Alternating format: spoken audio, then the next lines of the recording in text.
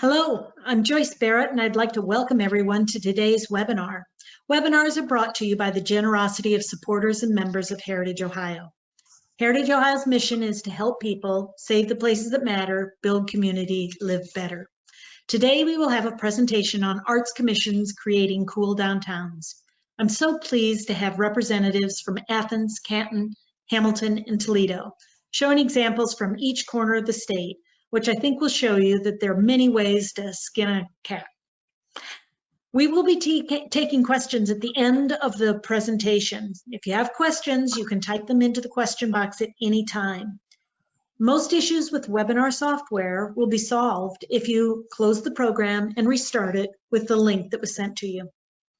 Later today, we will be sending out a link to the recording of this webinar. Our presenters today are Carol Patterson and Josh Birnbaum with Athens, Tricia Ostertag from Canton, Jacob Stone from Hamilton, and finally Ryan Bunch from Toledo. Their presentations are all located in the handout box to the right of your screen. I want to thank Ohio Development Services Agency, Ohio Arts Council, and the Ohio Humanities Cares for their support to Heritage Ohio. With that, I will turn this presentation over to Athens to get started. Thank you, Joyce Barrett and Heritage Ohio and Arts West for arranging this opportunity and for including Athens in the represented cities. Athens is the smallest of the municipalities presenting today. Our population is about 24,000, and that includes when the students are in session at Ohio University. Our commission is appointed by the mayor and the city council. We work at their pleasure. The commission does not fund projects. We can recommend that the city council provide funding.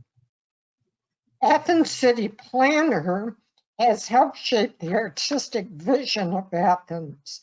The city hired MKSK Studios, a Columbus planning group, in 2013.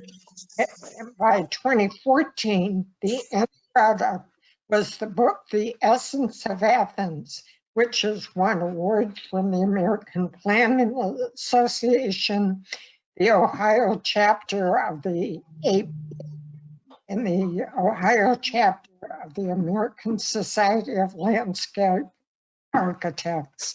It has served as a roadmap for artistic and cultural emphasis in Athens. A hugely popular project that represents a great opportunity for local artists is known as Art Outside the Box. To date, 20 artists have had their work placed on the traffic signal boxes throughout the city, taking them from an eyesore to a delight. The process involved funding allocated by the city, artwork selections from images submitted in response to a request for proposals from the Arts Commission, and an ad hoc committee of experts in visual arts to select 10 images from the over 100 submissions. Final approval of the selections are approved by both the AMAC and the City Council. The art wraps development and installation are facilitated by the City Public Works Department. We have also considered the lifespan of the wraps and plan on replacing them as they become worn. 10 additional images have already been selected and await implementation. The boxes support and celebrate our own artists and brighten our city. Mural selections for public spaces follow a similar plan, except that the artist paints the image. The space is specified in the RFP. One of our murals that illustrates the process is the one installed at the wastewater treatment plant and it's visible to bikers and walkers on our bike path. We're excited to be included in the professional magazine Treatment Plant Operator in March of 2020, which encouraged other cities to find ways to enhance the appearance of their facilities. Also, AMAC encourages private business owners to enhance their properties with a mural or other art. This does not require City Council approval because it is on private property and does not call for public funding. We invite interested business leaders to come to AMAC meetings and discuss the possibilities. In the past 2 years, we've had 3 businesses complete murals, and another attended our July meeting for guidance. Another project which followed the RFP process is the selection of a poet laureate for Athens, providing us with an artistic voice.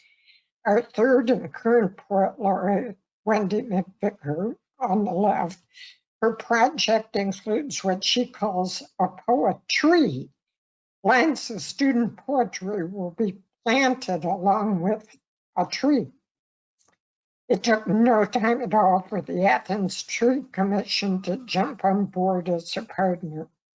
Athens was the first Ohio city to appoint a poet laureate. One of the poems of our first poet laureate, Allison Stein, was featured in our wastewater treatment plant annual water quality report. Our second poet laureate, Carrie Gunter Seymour, on the left, was recently named the 2020 State of Ohio Poet Laureate, yay, and was awarded the Ohio Poet of the Year for 2020. Each of our Poets Laureate has planned a special poetry event at Arts West, our city's cultural and arts center. Arts West, just west of Court Street, hosts a full schedule of music, theater, workshop, and musical instrument lending library for kids. Pictured as a mural designed by one of the employees of Arts West and painted by members of the community under her direction on our spring Athens Beautification Day. In 2018, AMAC launched an Arts and Music Festival in August, which we hope will become an annual event. 2 of our commissioners took on the task of putting it together. It included a full day of evening of music, theater, and art vendors in downtown Athens. During our festival, we coordinated with the Athens Photo Project, an organization which helps their clients find self-expression through photography while living with mental health recovery. Selected photos were installed on the external wall of our parking garage. The images are of Athens County and its people. Athens does have a percent for art ordinance, but it is worded as a recommendation rather than a mandate. It has been followed to fund several projects, including the wastewater treatment plant mural and a roundabout landscape design installed by a partnership between Athens City and ODOT. AMAC has supplied flyers to our code office so that contractors can see what the goal is and how to work with AMAC for guidance, particularly as it applies to percent for art.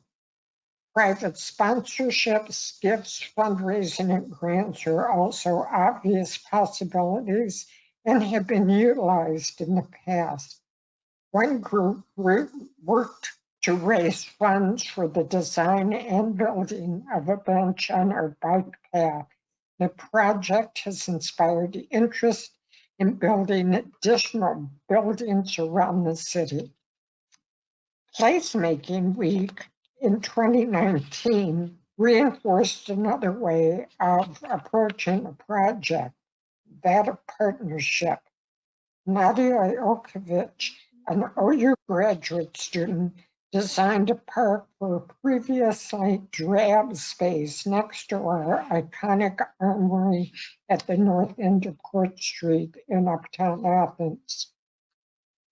Multiple partners and sponsors, including the city, Ohio University, and a mob of volunteers, took on the task and once more transformed an eyesore into a place of joy.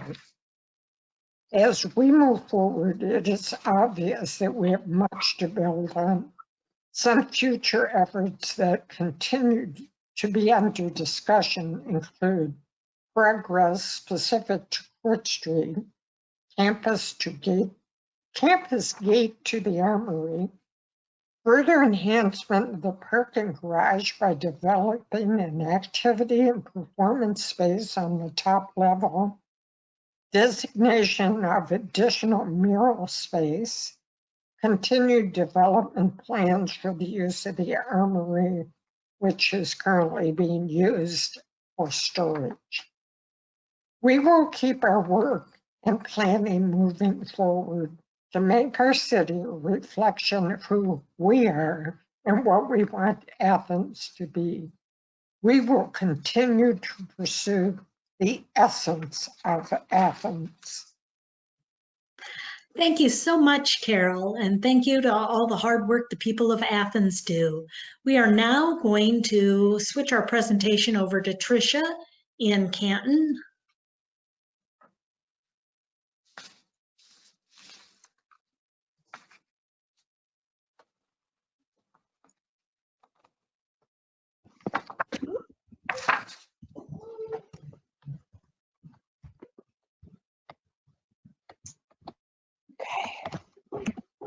There we go. All right. Hi, everybody. Can you hear me? Yes. Okay. Hi. Good afternoon. My name is Tricia Ostertag. I am the Vice President of Marketing and Events for Arts and Stark, the County Arts Council for Canton, Ohio. So I wanted to talk to you today about a few of the initiatives that we have in specifically in downtown. We work throughout the entire county, but I wanted to focus mostly today on Canton and to show you some things that we've got going on. So first of all, Arts and Stark, as I said, is the County Arts Council, and one of our major things that we do is we run the Cultural Center for the Arts, which is a house for our ballet, art museum, vocal chorus, and theater. And then we run a lot of different programs throughout the county, including our public art program, which is mostly what I will be talking to you about today.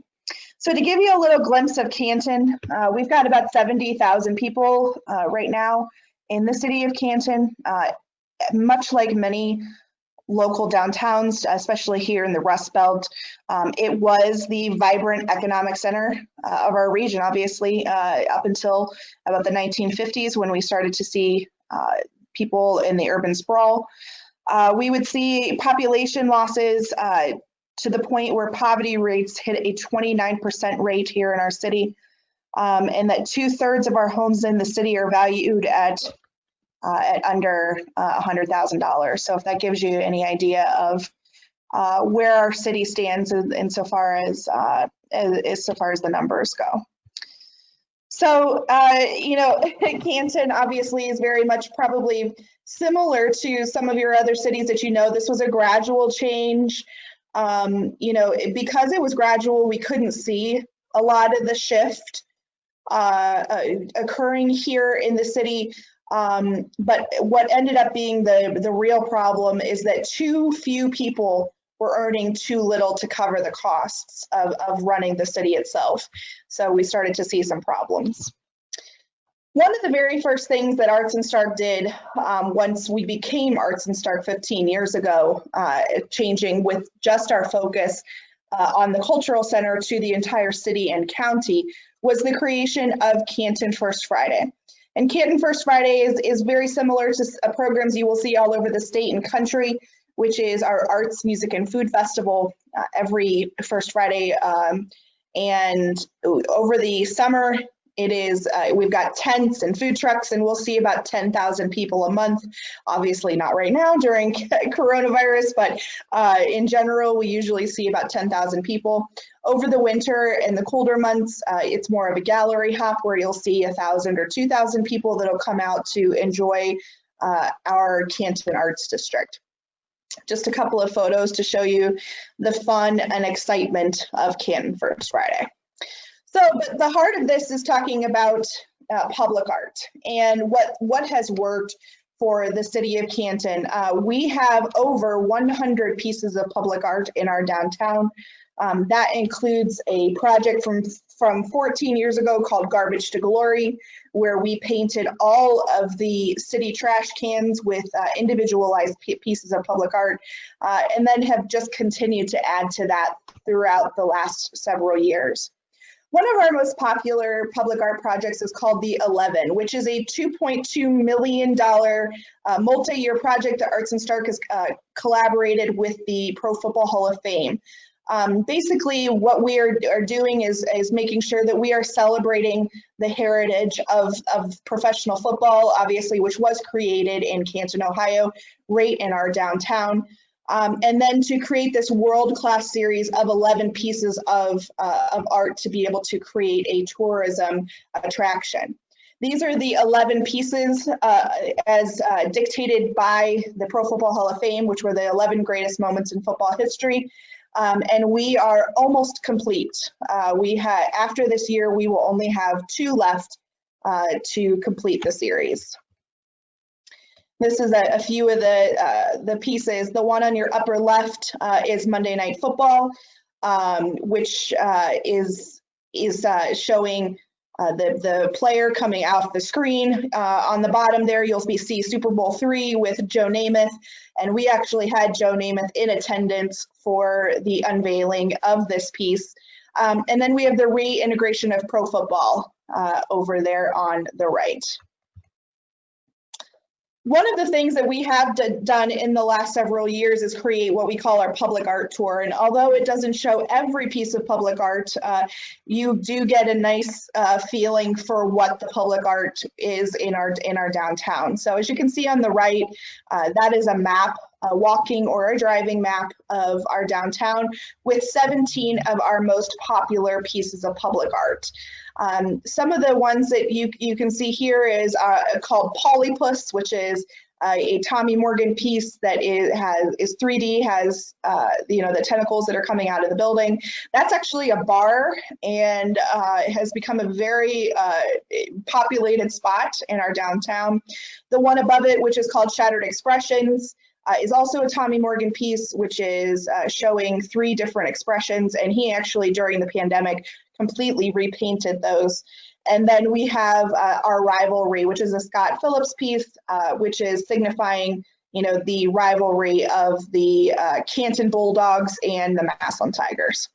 This is just a slide to show you a few more pieces of our public art. Canton goes about public art in kind of a different way than I hear from other cities in Ohio. We do have an architectural review board that has to approve anything that is not permanent pieces of public art, that have to approve permanent pieces of public art. Anything that is considered temporary, we are able to do on our own and work with the building owner directly to put up. But otherwise, we do have to go through the architectural review board. The one on the top left is showing what we call our Mural Fest, which is where we had 4 artists from all over the country come in on one weekend to start painting some really cool pieces on some vacant buildings in our downtown just to give it a little facelift, and had a lot of people come out to watch them. On the bottom left is the studio called the Hub Art Factory, and actually they change the facade of that building probably every month. You'll see different murals that'll go up on there. In the middle there, you'll see Jim Thorpe, which is a 4-story or 5-story tall Jim Thorpe painting that is on the side of one of our apartment buildings. We've got the AFL-NFL merger right below it. which was a David Griggs piece. He's from Colorado. And then we have our, over here is our giraffe, and he is part of our critter series. And we have about 20 critters in downtown that have been made from recycled materials, and the kids just absolutely love them. One of our biggest projects right now that we're involved in is Centennial Plaza, and you had my colleague on earlier who was talking about MKSK. This is also an MKSK project. It's a $12 million project in downtown, over one block on our Market Street. And it is an amphitheater and gathering space with this rotunda-shaped iconic structure at the corner that is to show some sort of comparison to the rotunda over at the Professional Football Hall of Fame. As you can see, it's going to be an amazing gathering space. It is supposed to open September 1st here in just a few weeks. Obviously, with quarantine and Corona, that's going to be a little interesting. But originally, we were supposed to have Nelly that was going to come play here. And we were going to have a huge celebration for the 100th birthday of the NFL to kick this off. But Arts and Stark has had a big hand in being a part of the plans for this space.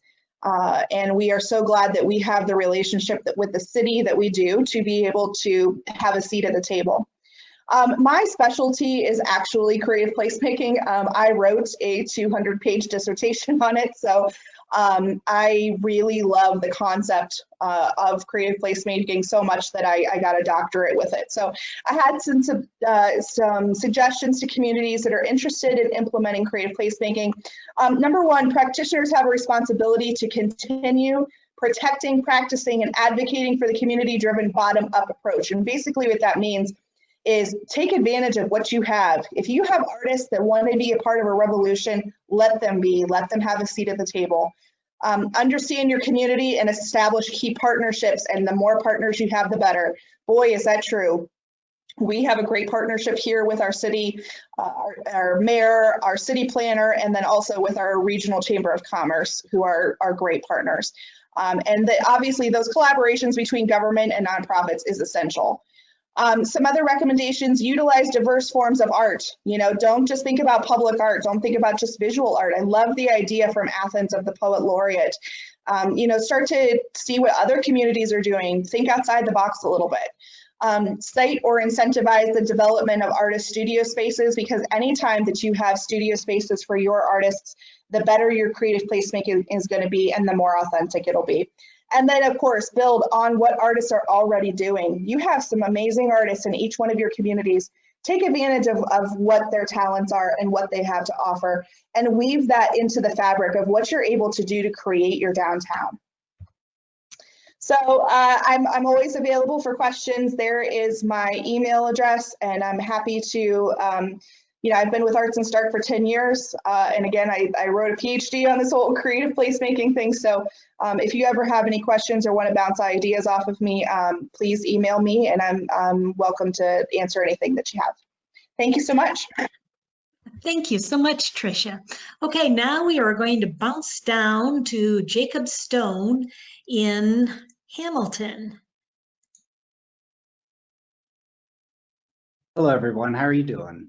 My name is Jacob Stone, and I'm here with Liz Hayden, our Director of Planning, and we actually do not have a traditional arts council here in Hamilton. So today I wanted to take an opportunity to talk a little bit about our community's journey to becoming more of an arts destination. So if you look at Hamilton today from an arts perspective, what you would see is a community that has a creative arts center that sees more than 20,000 people a year for purposes of art education and seeing performance art. You'd see a concert series that features local artists alongside nationally touring bands, also drawing nearly 30,000 people a year. Multiple large-scale events that are host to local craft and artisans, bringing thousands of people as well, and more than 25 community murals alongside 60 pieces of public art within the downtown, and another 60 plus within Pyramid Hill Sculpture Park, which is just a stone's throw away from our downtown. Here in this photo, you'll see one of my personal favorite sculptures. It is also the most iconic in our downtown, the American Cape by Kristen Bisbal, here seen with the cast of Hamilton, the musical, there for a site visit. But we didn't turn into a community that has such an arts presence overnight.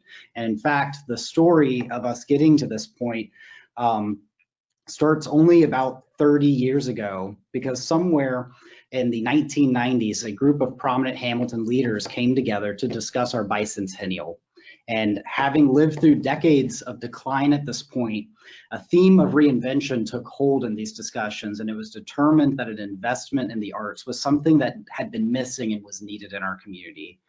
Thereafter, in short succession, community philanthropy enabled the donation of the Fitton Center for Creative Arts, a creative arts center in downtown.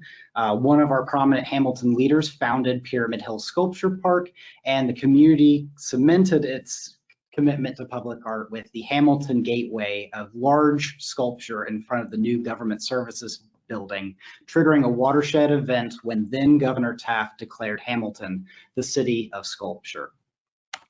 So sunshine and rainbows, we're an arts community, right? Well, actually, no, because at this point we had only laid the groundwork, and we made an equally important realization. And that is that an arts community without artists is simply a community that purchases art. So that's not a bad place to start, but it also is a challenge in its own right, because it's important to see art not just as something to see in your downtown, but as an industry in its own right within your community. This is quite straightforward when you think about it. Artists inspire artists. They're competitive just like any other business or industry. And all along the way, they're going to be creating within your community. So as a next step in 2006, we began down a nearly 10-year-long path to get an art space loft in Hamilton. This is a development intentionally designed to bring artists to live, if not also work and play in downtown Hamilton. Before we continue, I want to have you take note of that alley you can see between the two buildings, because I'm going to talk more about it in just a moment. So fast forward to 2015, and the first artists are beginning to move into that development. And it's important to note that this development is not a silver bullet. And we're going to talk about some more initiatives that we've taken to help support the arts in our community. But I felt like this was an incredibly powerful example of our goal in being an arts community. It's because not long after these artists started moving into the development, they began shaping the community around them through the arts. From a small community garden that's filled with sculpture and sunflowers, to a gallery in the front of the building that's open to a public, to a massive chalk wall that continually changes and almost always has some sort of wings for people to take selfies in front of. My favorite is Artist Alley. This is an alley between the two buildings, which previously on its best day was sometimes used for senior photos. It's actively been transformed into something so much more with the addition of cafe lights, signage, and as of this very weekend, 8 new large-scale murals that are going to be placed along the back wall of our garage at the end of the alley. This is to the benefit. This is all because of the artists living in our community, and it's their ideas and efforts that have made these changes. That have originated these changes, and all they needed along the way was a little bit of support. But then that raises the question of how exactly do we support artists in our community? Well, here are a few takeaways that we've seen from the city of Hamilton. First is with our time. Time and talent of both our staff and our community-minded volunteers, even those without artistic sense, when paired appropriately with passion, is the most direct and easiest way to help support our arts community. Examples of this include volunteering at a single event all the way to serving on the board of directors for local arts organizations. I actually serve on the board of directors for the Fitton Center of Creative Arts as well as the City of Sculpture. And Liz is instrumental in our Street Spark mural program as well as serves on our Operation Pumpkin event committee. Other examples of this include participating in various arts councils within the community, including one-off committees for the arts. In Hamilton, I can't think of a single arts organization or special event that does not at least have a volunteer from our city administration, if not a formally appointed representative. Second is from the policy perspective. It's not quite as straightforward as time, but it's equally important in clearing the way for your arts organizations and artists surrounding them to be successful. This could be, this starts with having the workplace culture in your local government that accepts employees spending time with your arts organizations. More tangibly, a few examples include in Hamilton, we actually accept the donation of every sculpture that's placed within the community. And what that does is it actually allows us to underwrite the insurance for the sculptures on an ongoing basis so that the City of Sculpture, which is a nonprofit, can focus solely on the acquisition of those sculptures. Another would be that we worked with our local architecture design review board to set expectations that the ADRB only determines when a wall should or should not be painted within the historic district, not the content of what a mural may be on that wall. Next up, we have direct program support, which where appropriate, it is very impactful to directly support programs. We do our best to partner with local organizations and stretch the impact of every dollar spent on these programs. A few examples of this in Hamilton would be our decorative hydrant program, which is a partnership with Inside Out Studios, an art studio for adults with disabilities. The program's a win-win because it helps Inside Out with their ultimate goal of getting artists exposure to the greater community, and helps us because we can get a beautiful hydrant for not much of a different price than what we otherwise would have spent on normal maintenance for those hydrants. Another is our Street Spark mural program. We provide a $25,000 a year direct grant for this program, so long as they are able to raise the same amount or more in funding from private sources. They've regularly overmatched this from private sources, and along the way, they employ local artists, including students from Miami University, to teach them how to do mural work, if not in our community, in others. From the standpoint of partnership, I don't actually think I have to spend a lot of time here because I've talked about it a lot already indirectly, but I wanted to remind everyone that we should, wherever reasonably able, help our local arts organizations and their events be successful. One example of this that I haven't talked about yet is for our large-scale public events like Ice Fest and Operation Pumpkin. We do our best to provide in-kind services to help make those events successful. And that's not always just providing financial support or providing staff time whenever and wherever. It's helping make sense of what is the best way to handle things. A smaller example would be we were able to help avoid multiple hundreds of dollars of setup fees for our local flea event by having them bring in our road closure crew on Friday afternoon for a Saturday event and setting up the road closure in such a way where we could leave it over the weekend and it not be a big deal. You know, this isn't, you know, the alternative to that would have been bringing somebody in on overtime over the weekend, and we were able to save us and them money to help ultimately make everyone more successful along the way. Finally, I actually wanted to title this slide, Sometimes Getting Out of the Way.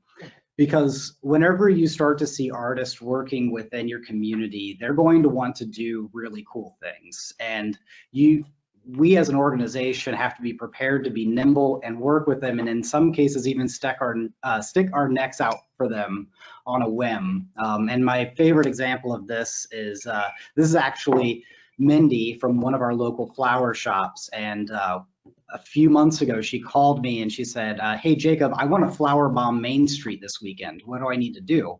And after a short aside telling her that she probably shouldn't call any government office saying that she wants to bomb any street, I was able to get a good idea for what she was hoping to accomplish. And knowing Mindy and her passion for what she was going to do, we were able to get permission for her turned around in a very short time frame and help give her guidance on how to be successful in what she wanted to do.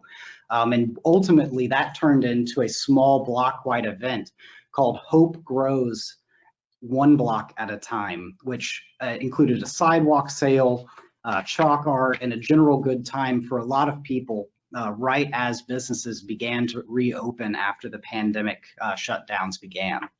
And furthermore, after seeing the success that she had in this one event, which was an extreme circumstance, we saw Mindy and the other business owners on this block plan a handful of other events that were one-off events that all saw equal levels of success, bringing a lot of joy in a time that was otherwise been full of turmoil. So long story short, there's no silver bullet, but I personally think that it has to be a combination of all these things, of all the things, the people, and the efforts within your community to be successful in becoming an arts community and destination. So before we go, I want to leave you with one other important thought process here, and that is the idea that it is so important to connect your arts and experiences to projects within your community. So like I said earlier, we do have a pretty cool concert series. That series actually brings thousands of people out every week to enjoy live music, not as many in the current day, but still hundreds, if not more.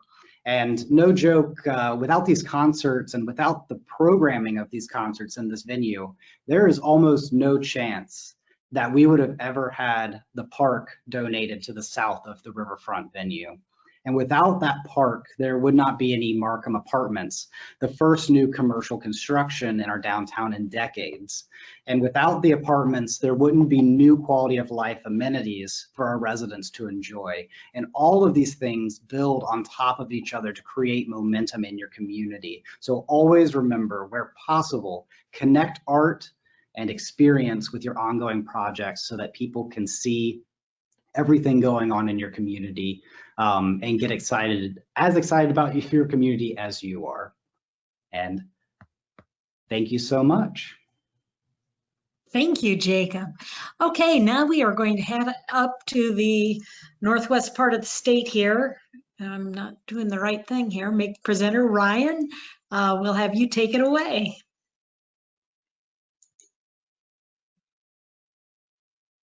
Everybody, thank you. Switched here. My name is Ryan Bunch. I'm the Director of Community Initiatives at the Arts Commission here in Toledo.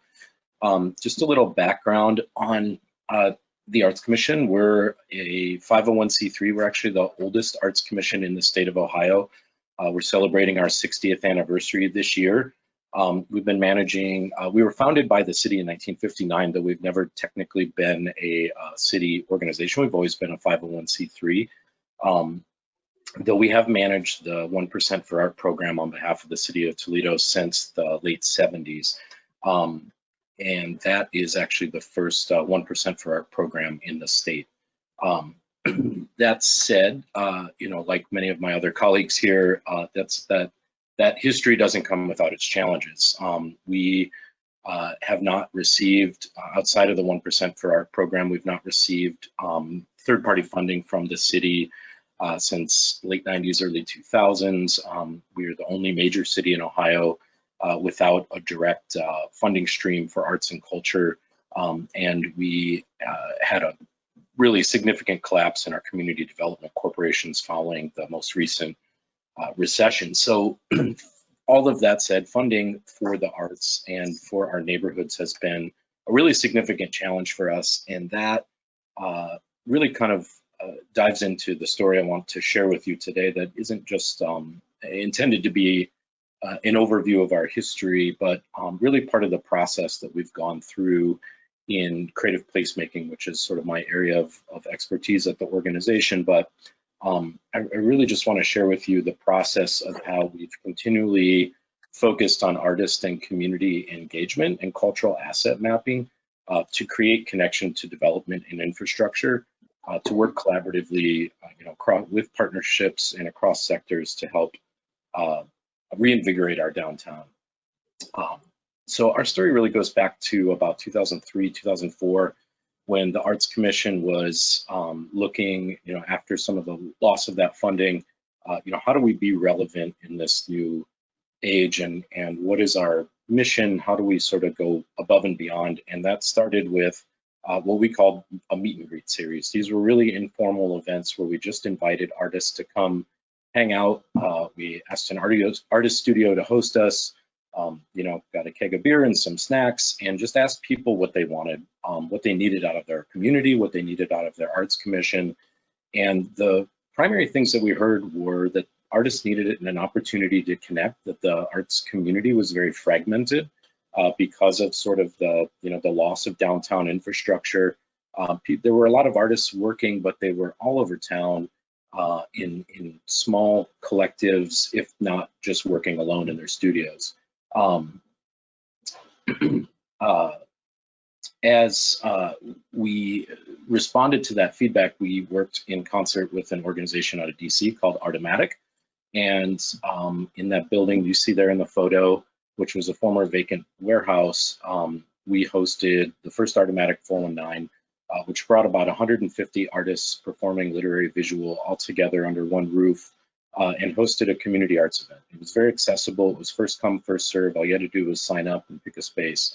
And that really started the sort of journey that we're on today. That led to the creation of the Art Loops in 2007, which we're very intentionally working with the artist community. Every third Thursday, we host this event to this day. Though we're, obviously, our theme this year is virtual and discoverable, since we can't cram folks on a bus. But you'll see here, it was really about engaging the community, creating paid opportunities for artists to activate spaces, and starting to really hone in on cultural asset mapping and the ways, the areas of downtown that we're developing and the ways that people were moving through those areas.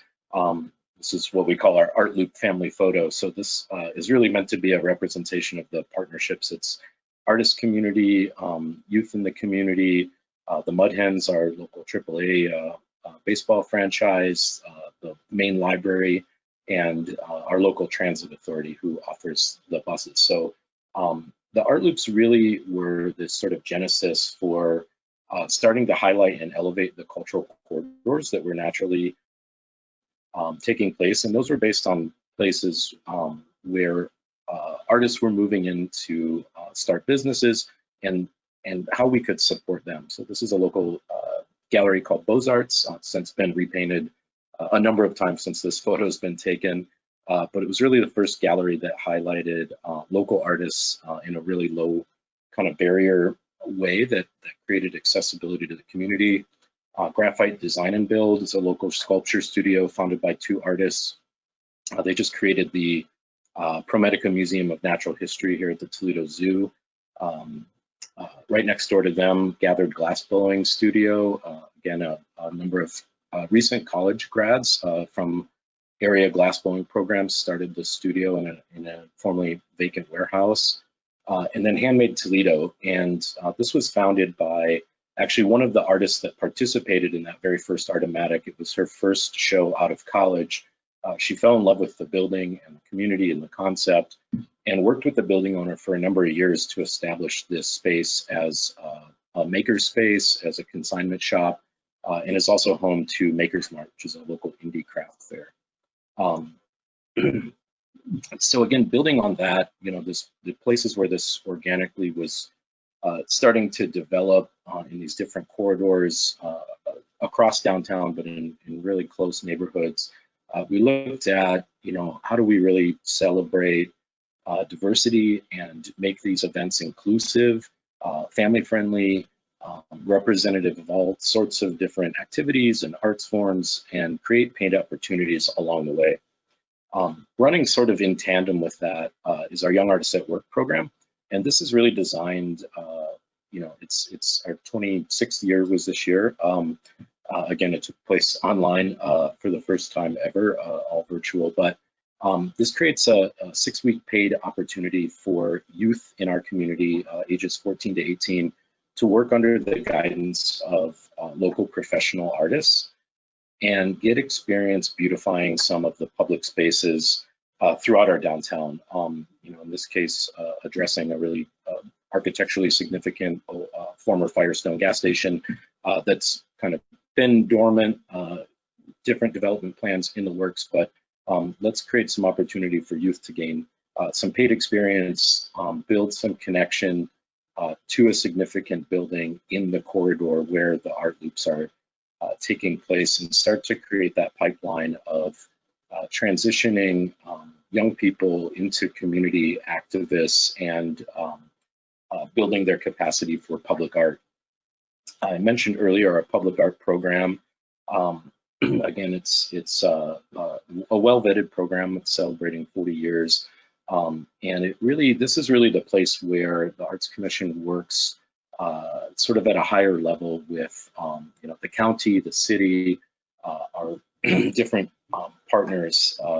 Sorry, just to jump back, this was a gateway sculpture that was actually installed last year by Haddad and Drugan out of Seattle. We have pieces from artists all over the country and the world who've contributed to our program here. And this specific piece was really about, using arts to address infrastructure, history. This is a really significant gateway into our downtown that's got a lot of history around canals and rails and obviously roads. So how do we tell that story all together? As about the same time that gateway project was happening, our downtown park, main park on the Riverfront Promenade Park was starting to redevelop. This is actually a commission from 2 local artists who repurposed a former smokestack from a historic power plant that was redeveloped into the headquarters for ProMedica, who's our health agency here. They made this really cool interactive sort of transitory space that helps you move through the park. And again, it's about celebrating the arts through paid opportunities for local artists to really get that buy-in to the infrastructure, not just for the arts community, but for the community overall, to start to see the city in a different way. And our public art program has been doing that in a number of ways for a long time. To jump back, I kind of think of this process as like folding dough a little bit. We always go back to the arts community. So all those things I just mentioned were great successes. They took place over about a 10-year period. But we've got, so we have opportunities for artists to meet each other. We have these sort of developing organic corridors, and we're helping to support local creative businesses. What's the next step? And so we invited a group of artists to come back and help us inform what that next step was based on what their needs were. And what came out of that was sort of a concept of, I don't know what I need till I need it.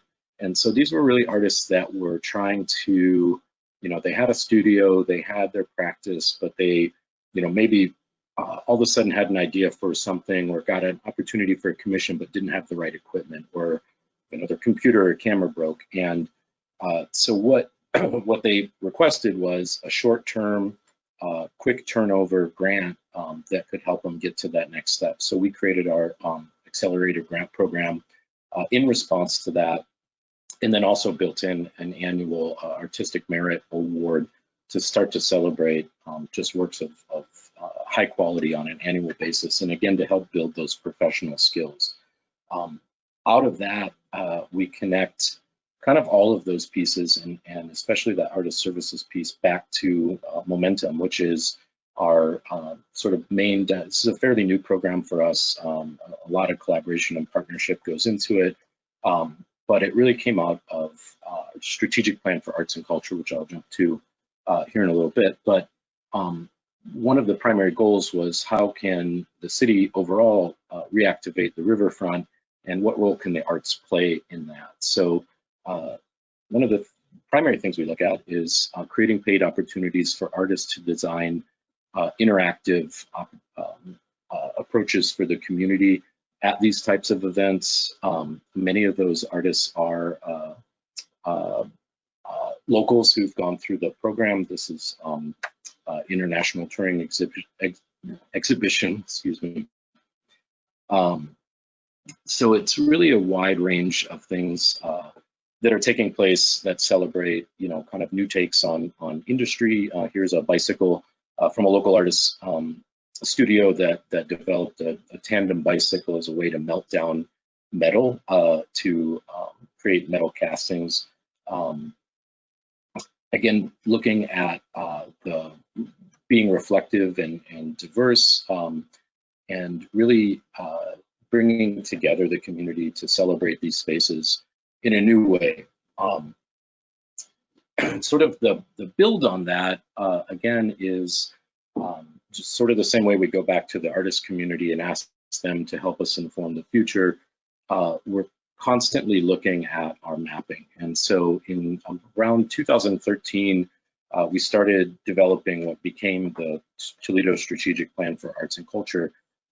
And the outcome of that was really mapping, looking at, okay, so downtown is sort of on its way, it's developing, but we have 8 historic neighborhoods that have always been part of that story, where they're really mixed histories. They're industrial, they're artistic, they're there's wealthy, historic wealthy mansion districts, there's working class neighborhoods. How do we really bring all of those histories and identities of the neighborhoods together, back together, to tell a new story about the way downtown is developing?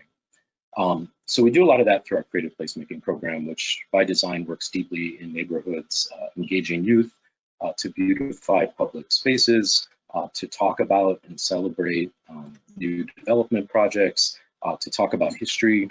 This is the Art Tatum's childhood home. For those who don't know, Art Tatum is widely regarded as the greatest piano player of all time, really phenomenal jazz pianist who's from Toledo originally. And his home has been in disrepair for a number of years. So it was about connecting with many partners throughout the community, including youth, to educate about that history, to talk about it, and to elevate it just by creating some boards to protect the space while other folks are working on development plans to address the home in the future. All of those things tie into our relationships through the city and with others through downtown planning. So this is just a quick snapshot from our downtown 2020 plan, where Connect Toledo and which is a development agency, are looking at, okay, so what's the future? How do we redevelop the river? What does that really mean? And how do these neighborhoods fit in? And so we're really interested in making sure that the community, and specifically the artist community in those neighborhoods, has a voice in this development. One of those concepts is the nautical mile. The Metro Parks here is currently working on redeveloping this. The Glass City Metro Park will reopen just this fall. It'll be the first time when the nautical mile project is completed. It'll be the first time in Toledo's history that the whole riverfront will be accessible green space ever. So we want to make sure that residents living in those communities really have a chance to participate in that process. And so we spend a lot of time mapping, working with community, and talking about how the arts can convene folks in neighborhoods to help demystify resources and relationships as these development projects continue. Again, just going back to the mapping, we keep kind of, like I said, fold the dough. We go back to these things over and over again. And one of the projects that we're sort of conceiving at this point is the culture trail as the riverfront develops. It's great if people are coming from, you know, out of town or from immediate downtown to experience the new walkways and things. But what about the folks traveling on bicycle to go to appointments or just grab groceries? How do we start to weave their stories into this, and how did those connections happen through just the basic information we've learned about each neighborhood, working in concert with those residents and leaders there? All of that, you know, really is about creating a more inclusive city, a more representative city, and again, tying that back into not just opportunities for locals, which is a huge sort of baseline for our work, but also creating opportunities through this community connection to connect those local artists with international and national artists, such as we see here, where folks bring in installations to participate, and we can start to build those connections and relationships for the local artist community, so they can start to see how to advance their own careers to also get into this line of work should they choose. All of that, again, is really about activating the river, telling a new story about downtown, and really just giving people the opportunity to be great. I would add that, you know, I think the takeaways here are just allowing people to let them, creating some space to let them help steer the ship, and not just to drive the narrative yourself, but to really be inclusive in the way that you share opportunities and let people really define the opportunities in tandem with some of those other parts that are moving at a little bit higher speed. So that's Toledo, and it's a quick overview of a long history, but I'm always happy to take questions. You can find us on our website at theartscommission.org. Thank you. Thank you so much, Ryan. Okay, we already have some questions in, so I'm going to ask them. And speakers, if you want to unmute yourself as you have something to contribute, that'll be great. Question: Hamilton said that they accept every donation of statues for their community, but where do you find funding for upkeep and cleaning, waxings of the statues? We just have just one statue that costs $25,000 for cleaning and wax, and that makes City Council not want to accept more artwork. Do you have any ideas to help fund this?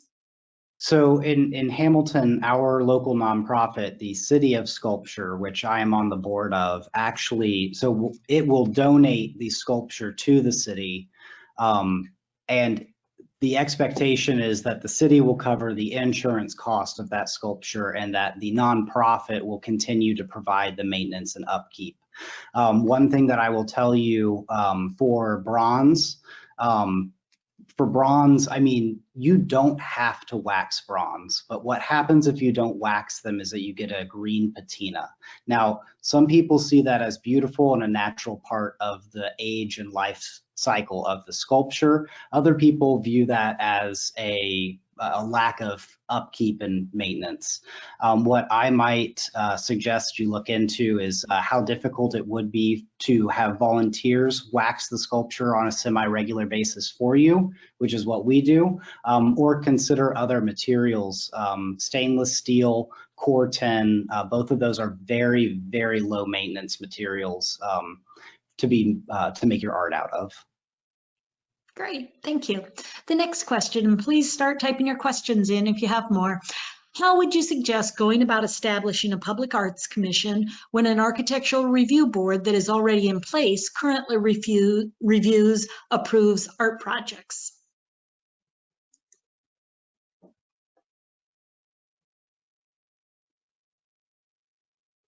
Anybody want to jump in about establishing arts councils? Oh. Well, I mean, I'll step in. This is Tricia from Canton. I think that you're talking about two different things. I think that one of the beauties of my colleagues who have a commission but also have an ARB, which, you know, is the same thing that we have, is that maybe it's a shift towards the council or the commission making suggestions and approvals for content, where the ARB is more for the historical aspect of the building, the preservation of, the look and feel of a downtown, but realizing that an ARB for the most part does not have the same expertise that people that sit on an art commission might have. And so that's how I would go about it. I would say that, phrase it to the ARB, we want to bring you some kind of out of the box ideas that we've learned from other communities. And we want to work with you on this, but we would like some control over the content. Carol, do you have anything else to add to that? Well, I was a part of the original organization of our Arts Commission, and I would say take the approach of deciding you want an Arts Commission, and then, we spent the first year defining what we were going to do, what our purpose was. And I think that then if you define it so that it fits with already existing entities, that you can have different responsibilities, that you can create something that's going to meld with what's happening rather than end up at odds with. To me, a strength of our commission is the city relationship, and not all arts commissions are that way. We are not a 501(c)(3). We would like to develop a separate not-for-profit so that we have a bit more flexibilities, but it wouldn't be the actual commission. So those are some of the things I would think about in starting. But I think if you're feeling that the two different entities are at odds, look for the differences, look how they can supplement and build from there. Okay, thank you. And also one of our attendees, Jim, I unmuted you. Jim from the Ohio Arts Council is here. Do you have anything to add about the formation of arts councils in local communities and ways the Ohio Arts Council can help that? Carol and Trish had some really valuable and important things to say, but what I could add to that outside of establishing those local partnerships and coming up with a plan is meeting the basic requirements of your potential funders, because it's important, and understanding their grant cycle in relation to the types of programming and when they're going to happen. But that plan and that establishing of relationships with local partners helps you have a vision, so that when you come to a funder like ourselves, the Ohio Arts Council, you have a really good foothold on how to get the funding to do what you want to do as an arts commission or a council. Establishing that 501(c)(3) is important, even though we don't require it at the time of application to apply for funding from us. We ask that you be in the process of getting a 501(c)(3).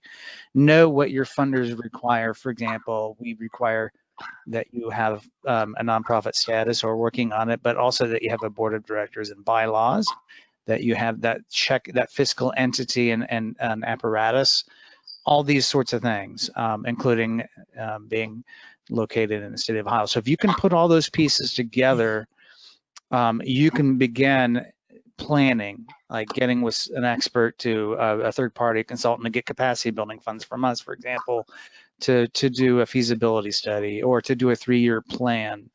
But if you can get it together with your local partners and get those basic baseline requirements, you could come to funders like ourselves and local foundations to get that funding to do what you envision to do with your broader plan.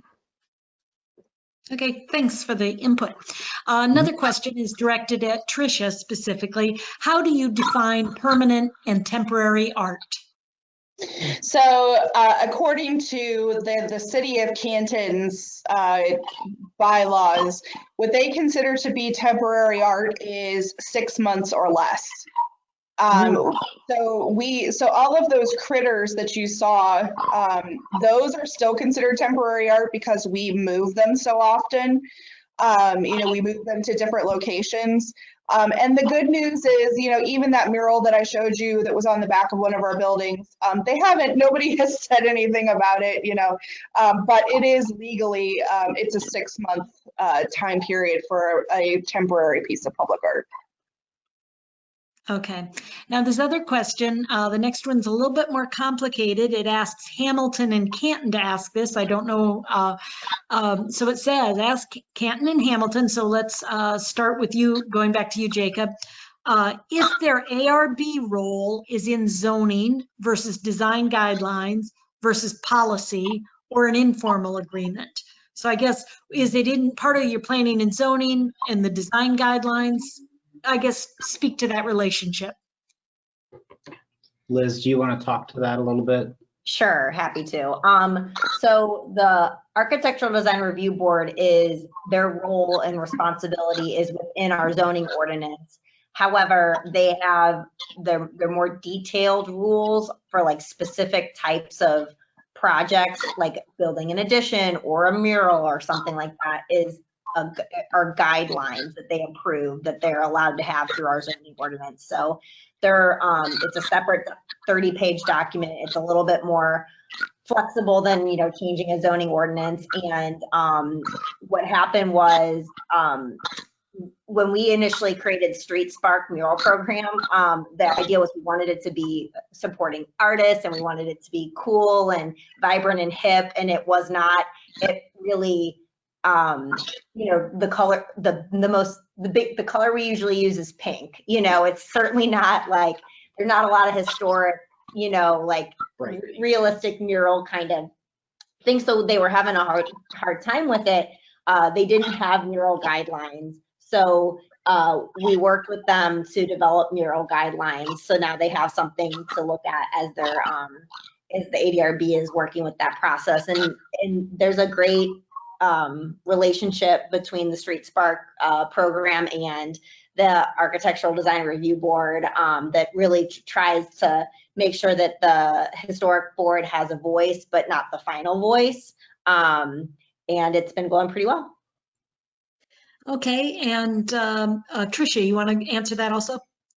Yeah, our ARB actually does not function within the zoning board. If we are to put in a piece of public art, mostly for sculpture purposes, we have to go through an entirely different zoning application. The ARB in ours is strictly for historical preservation and basically that it looks good, right? And it fits in within our historic downtown. So they're looking at at design and content, at buildings that need improvement, at buildings that should not be touched for historical reasons. And then when we have some zoning issues, we have to go to a different level in the city within the zoning commission. Okay, thank you. The next question is aimed at least at Toledo and Athens, and I can't remember if Hamilton and Canton mentioned this, but the question is, several said they have percent funding from their city. What is the percent based on? City budget, community development funds, etc. Ryan, why don't you answer that, and then we'll go to Carol next. Sure. Ours is based on 1% of the capital improvement budget. So I believe initially when the program was founded, it was site specific. So if we were building, say, a new water treatment facility, 1% of that specific fund had to go to public art. That was amended sometime in the 80s to be a general fund out of the capital improvement budget. So it's that funding fluctuates year to year based on a number of things, but essentially that's I guess the short answer, if that answers the question. Okay, thank you. Carol, do you want to answer that about how the 1% is determined? Well, We actually modeled our 1% after Toledo's. Okay. It's very similar. However, we hit a point that we had pushback and ended up, as I said in the presentation, not requiring developers to do it's 1% of the project. So what's happened is the developers really haven't paid much attention to it. So we put that flyer at the code office, hoping that would help. Hasn't yet. So really the only people that have paid attention and paid the percent per art or used the percent per art are things that are connected with the government, like the roundabout and the wastewater treatment plant. Both of those establish that 1% of their total cost would go towards artistic enhancement of the project. And there's also caveat in there that if the artwork that they want to put at the specific place doesn't cost that much, that the funds can go into an arts fund or can be designated for another project. And we have actually used that as well. Okay, thank you. Canton, Hamilton, do either one of you have percent arts? I don't recall you mentioning that. Yes, in Canton we do. It's for Stark County. Ours is a bed tax. So we have a 1% of the bed tax that comes in through the county, which generates usually, well, not this year, but usually around $400,000 a year. That money is put into different buckets. Some of it is used directly by Arts and Stark for programming. Some of it goes towards grants for smaller organizations, and then there's a bucket also for large exhibitions, which take 2 to 3 years and puts that money together. Currently, the way that it is set up is all of the programs that receive funding from that bed tax have to be tourism initiatives. So it has to be something that the arts are creating to go directly to towards tourism. So that's our 1%. Excellent. And Jacob, just making sure Hamilton doesn't have something similar? Yeah, so we do not currently have like a set 1% or anything like that. Any funding that we provide is project oriented. I know that in the past we have done projects with the 1% rule, but that was in the distant past whenever that was more of a mandate of the state of Ohio, and it's never been a local initiative. Okay, thank you. Next question. A lot of public art fails to ask or answer the question of quality, yet the larger, more visible, and more permanent it is, the more important it is that it actually be good art to justify the amount of real estate it takes up both physically and in the public's eye. Sadly, a majority of what is being done around the state falls far short. Murals seem to be the assumed cure-all for integrating creativity into communities, and most are at best mediocre paintings, even at a small scale. Now enlarged to many magnitudes and forced to be viewed by everyone because of their prominence. At worst, they are damaging the public's understanding of the value of arts and hurting artists. Selectively, I'm sorry, it's a long question, selectively seems to have become a lost art, yet it's core to making art and putting it into the community in a way that makes it positive, wholesome on many levels, and supportive of teaching the public what matters about art in the long run. Has anyone on the panel wrestled with these issues, standards of quality at all? If so, please explain. This is Someone Ryan. want to take a stab? Yeah, I'll take a first whack at that. It's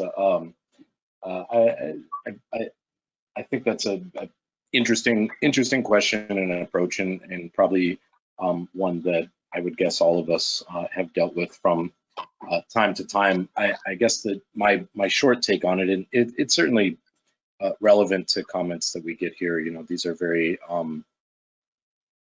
You know, everybody's got an opinion on what's good and what's palatable and what's not. And some recent projects that have taken place that were more community driven have wrestled into this area. I think the short solution is to create a really well vetted review process that is inclusive of the community where the art is going to take place, and to remove both the artist and the administrators directly from that selection. So there's a number of processes that you can you know, look at to do that, and but I think ultimately putting a committee together that's representative of the area, of you know, the building, a number of those types of things, and letting those folks make that decision is how you ultimately are going to get the solutions that are maybe least controversial, if that's the key. Someone else want to join in? Yes, I have. Go ahead, Carol Carol. from Athens. I think so much of what we do is connected to our own community artists and what they're doing. And of course, that is quite different than what we're talking about, fine art and famous sculptors and that sort of thing. So I think that if you have an arts commission, those two things should be spelled out, and perhaps you have some projects that have qualifications. For example, in Athens, Hostetler is a very well-known artist, and there's a great deal of Hostetler sculpture in the city. It's mostly connected with Ohio University. So, and we have that as well. We have a Mile Inn Park here. But that's the university and their percent for art, which they certainly have more money than the city.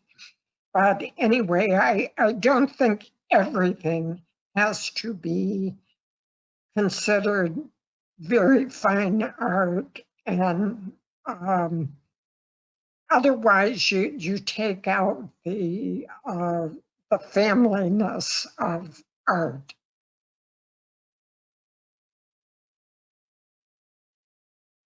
What I wanted to add was just to reiterate the point about, you know, like Carol was saying, making sure to work with your local artists, because really we try to be reactive to what our artist community is telling us. And we are very fortunate, to Ryan's point, to have established review boards that are the, you know, the expertise on, you know, whether it's performance, sculpture, or murals. We have people who are intimate with the details of how those projects work and what things need to happen for them to be sustainable. And on that point, I'll share two really quick anecdotes, because we like to put up temporary sculpture.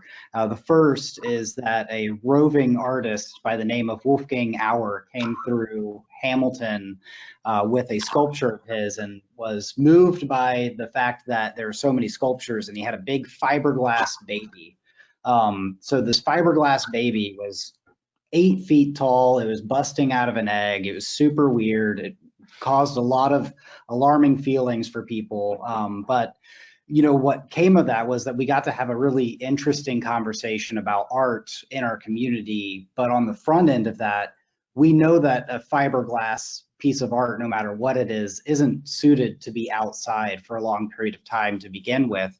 And our you know, the person who was going to be placing that art, when talking to Wolfgang, was able to have a thoughtful conversation about what is the scope of time that this should be here, because we shouldn't be, this clearly can't be a permanent piece, which helped, one, preserve the art for another community to enjoy, but also allowed us to, you know, kind of let that art be placed, have its time in the limelight because, you know, art is subjective. And so what is a sham piece of work to one person could be thoughtful, provoking, and meaningful to somebody else. The other quick anecdote I'll share is just recently we had a local artist who threw some cardboard, or not cardboard, but threw some plywood together with some stainless steel, and he created a giant piece of bacon with a metal circle around it, and he called it 6 feet from 6 feet from Kevin's Bacon. A nod to Kevin Bacon and the 6 degrees rule. You know, that again is made out of plywood. It's painted probably with acrylic. It was never intended to be permanent. And whenever he talked to us about wanting to place it somewhere prominently downtown, you know, we could start with a conversation of, well, how long does it need to, how long would you be happy with it being there? And again, we had the opportunity for a thoughtful conversation about art in a short period of time.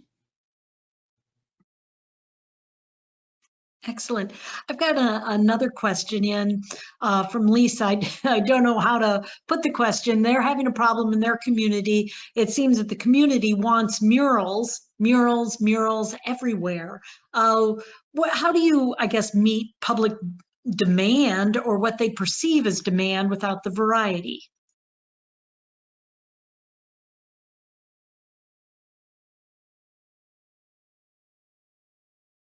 They're just interested in numbers?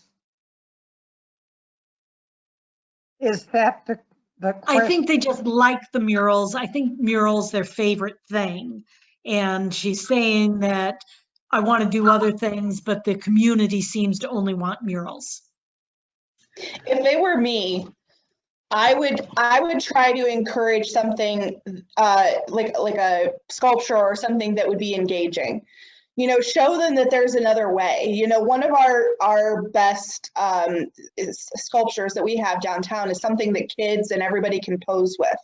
You know, although they might think they love murals, if they're introduced to something that's fun and whimsical and interactive and encourages engagement, I have a feeling they'd probably change their mind.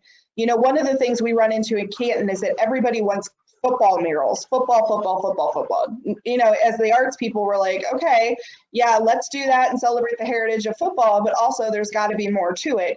And once we started to do that, people then started to gravitate towards it once we already had it moving. I think the art outside the box helped us break that, because it gave an opportunity for more artists. And so it kind of broke up the feeling of where can we put a mural? And I get that totally. You could actually put in your Arts Commission guidance of that it's not practical to process more than X number of murals a year. And they don't last as long as you might think. We have had a couple of deals taking down their murals and redoing them in the past couple of years because the previous image had not held up as well as we expected. This is Ryan. I was just going to add, I would reiterate, I think you have a great engagement opportunity through that. You know, I think about when many people have gone to a designer and said, I need a new logo. And then the first question they ask is, why do you think you need a logo? Right. And so, but I think we also have a responsibility to meet people where they are, specifically in arts administration. We can kind of tend to be thinking ahead of the curve a little bit. So I think there's a great opportunity there to meet people where they are in a conversation about murals, but really use that as an opportunity to create some conversation about, is it really murals that they want, or is it a greater concern about beautification? Is there a concern about blight? Are there underlying concerns that aren't being articulated that are just coming out as murals. I think it was a great place for conversation in there that can really help create a roadmap for the way that the arts can play a role in beautifying the city overall. Yeah, very nice. Thank you all. So we've come to the end of our questions, and I certainly want to thank all of you for attending, particularly our presenters. Thank you so much to all of you from Athens, Canton, Hamilton, and Toledo.